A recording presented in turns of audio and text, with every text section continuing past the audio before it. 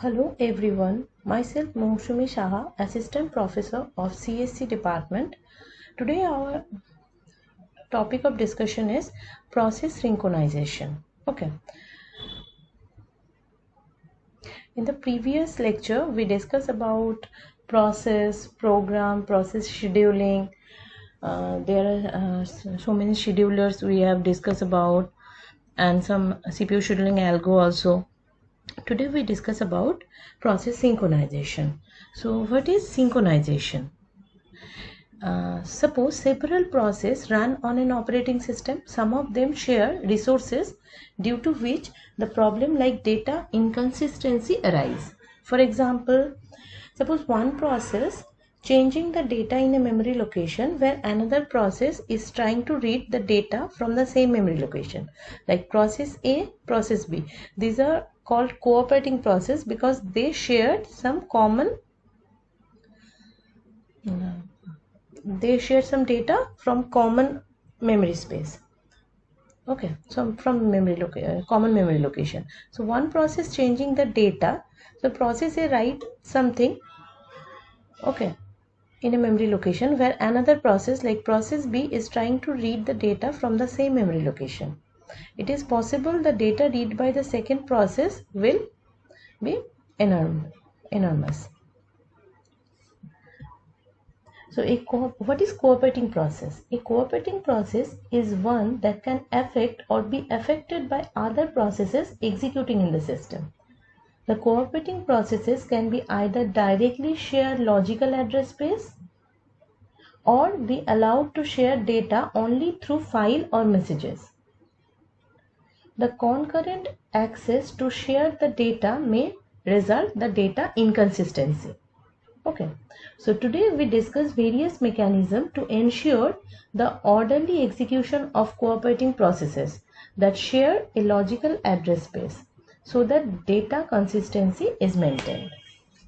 Okay, so here we discuss a system, suppose a model of a system consisting cooperating sequence processes or thread, all running asynchronously and possibly sharing data.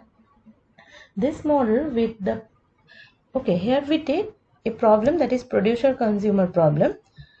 To ensure the producer should not add data. Okay, so here two operations will be done. One producer will produce some value in a buffer and one consumer or multiple consumer. Okay, so multiple producer can produce data and consumer can consume.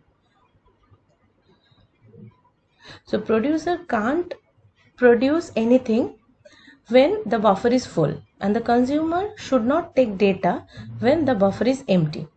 If the buffer is already full, so no one can produce or put any item on that, and if the buffer is empty, that time no one can consume any data from there because the buffer is empty.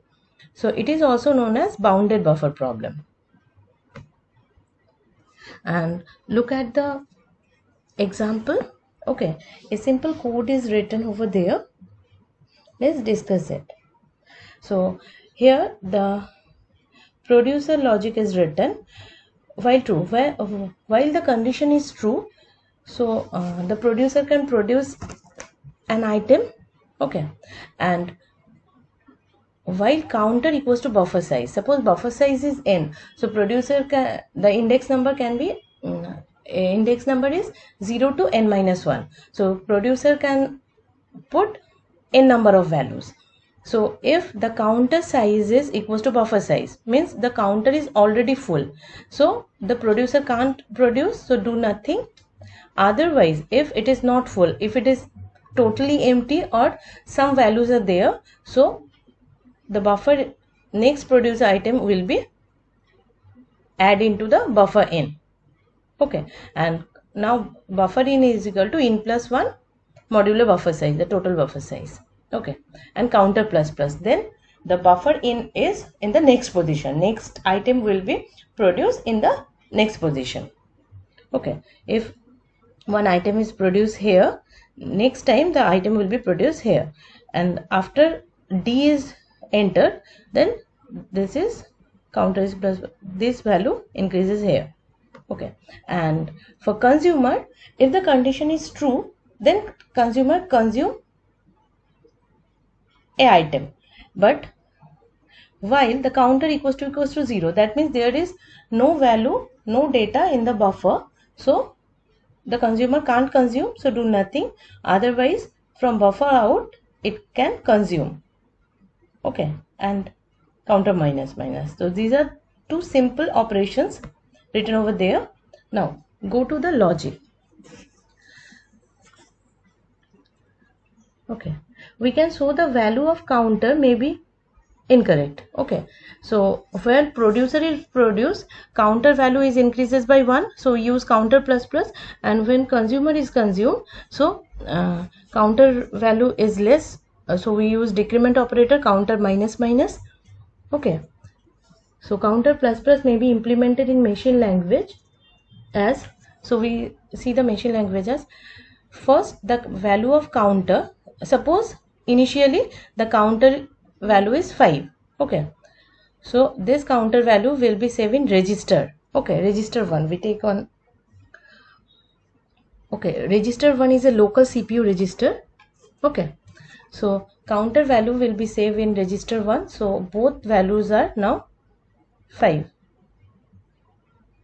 So suppose this value is 5 initially, so this value is also 5.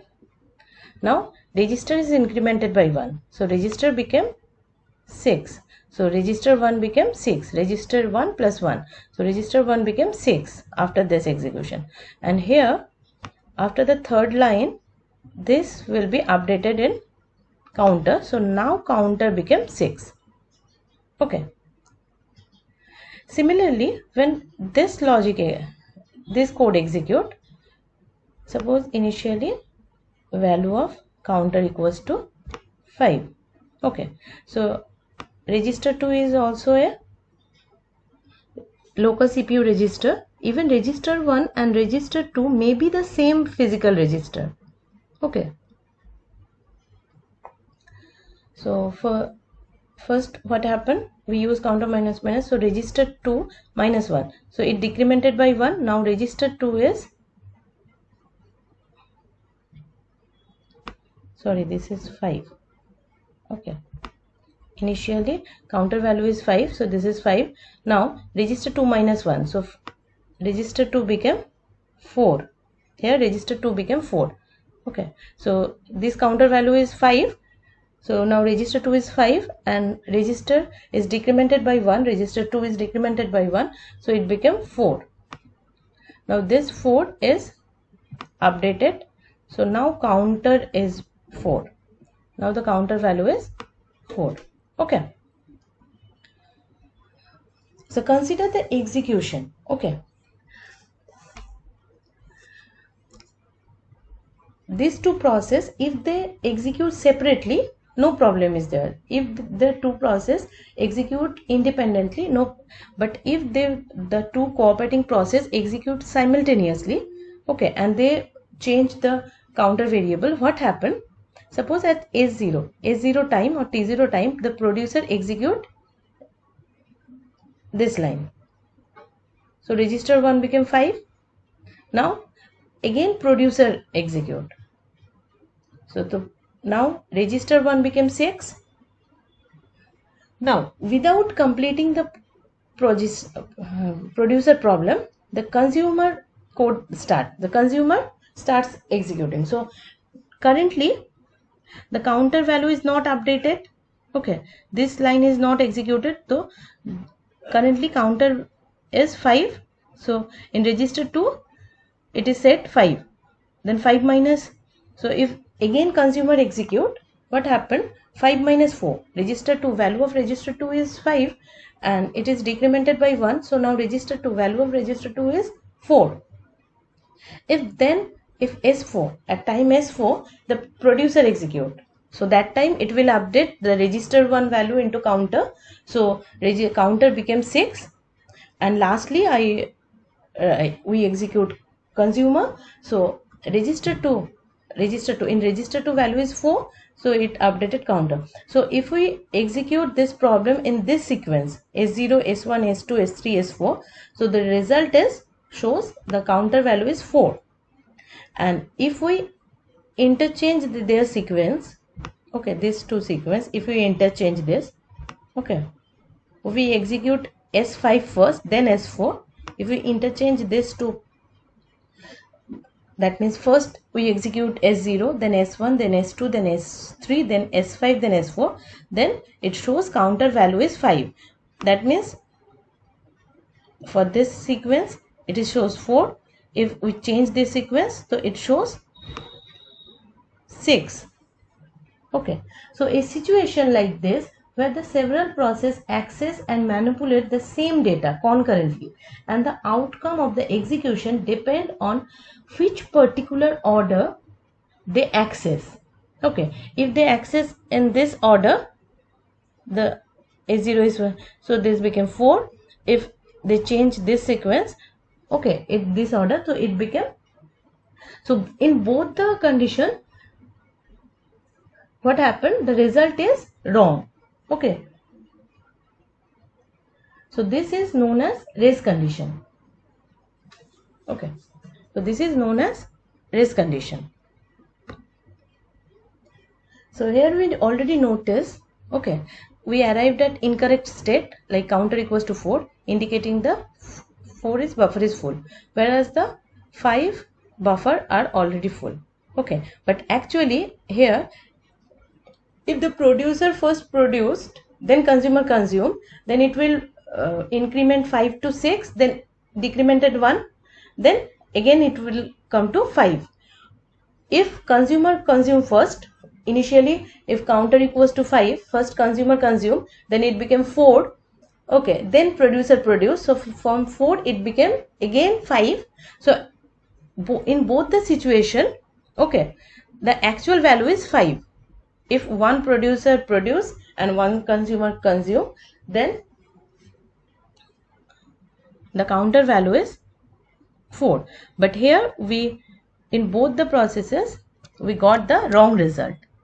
Okay, so this situation like where several processes access and manipulate the same data concurrently and the outcome of the execution depend on the particular order in which the access take place is known as race condition.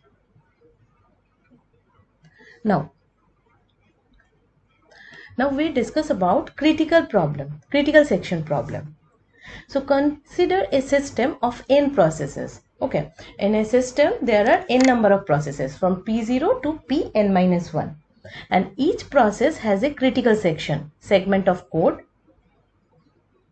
where processes may be changing common variable like updating table, writing files, and so on. When one process is in critical section, no other process can enter into its critical section.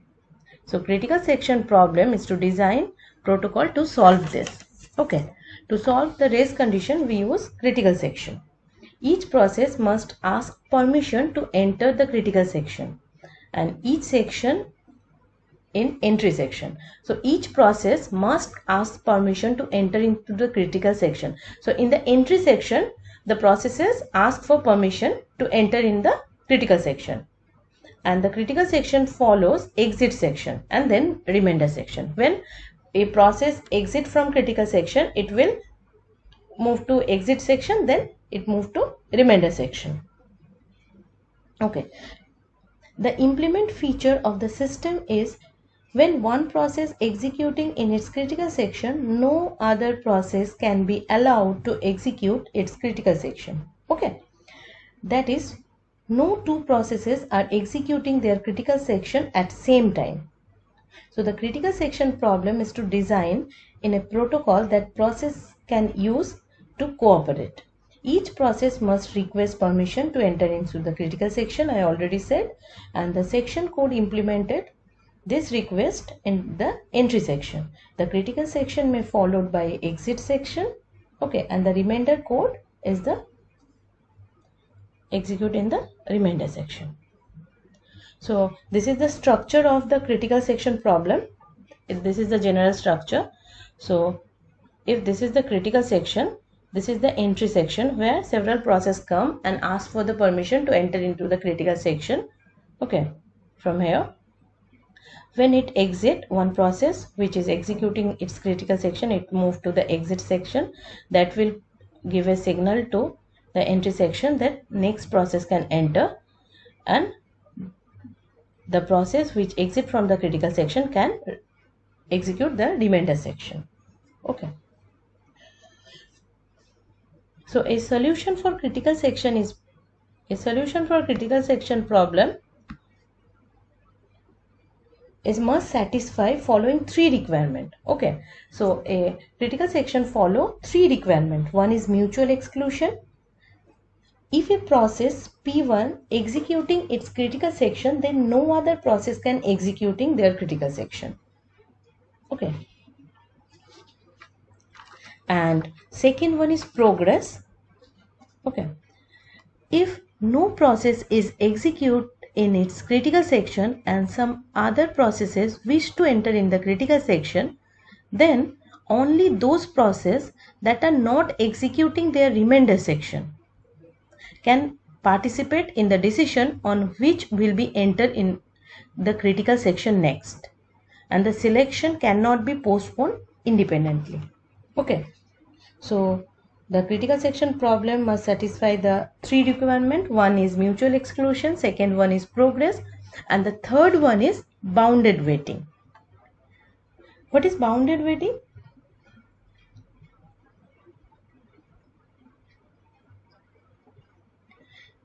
If a process requests to enter in the critical section, okay, there exists a bound waiting or limit on the number of time that other processes are allowed to enter in the critical section.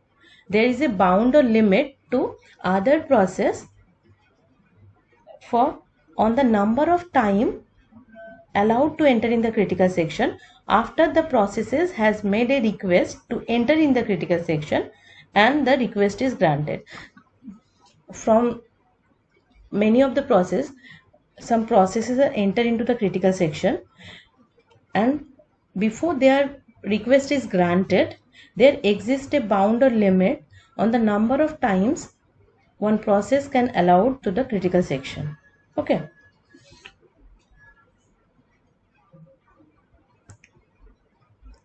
So today we discuss about synchronization.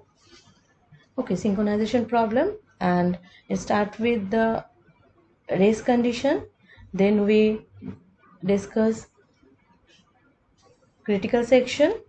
Okay, and so what is process synchronization? Process synchronization means sharing system resources by processes in such a way that concurrent access to share the data is handled, thereby minimum chances to inconsistent data, and maintaining data consistency demand mechanism to ensure the synchronization of execution.